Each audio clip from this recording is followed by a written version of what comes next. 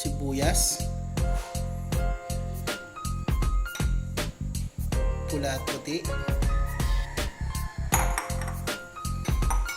kalamansi,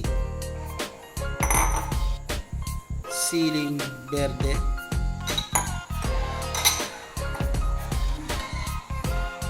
siling pula, toyo,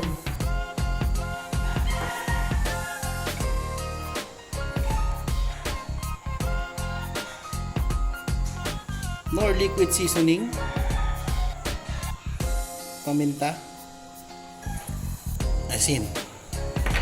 So start na natin.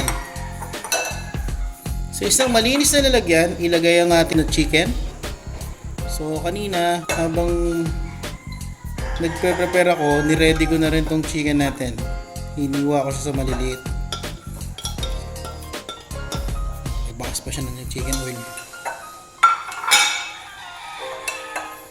So lagyan lang siya ng sibuyas na pula.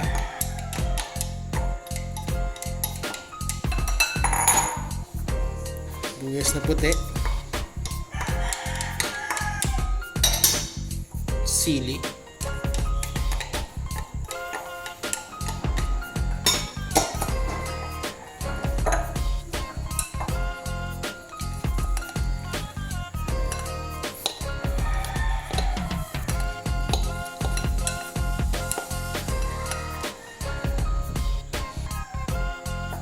Tingnan natin ang ating siling labuyo.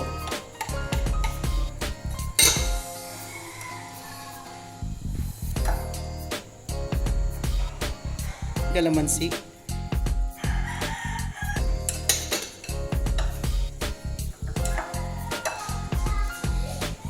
Liquid seasoning.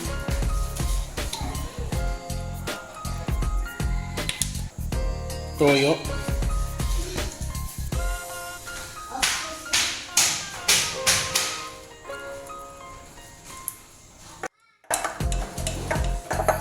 Paminta,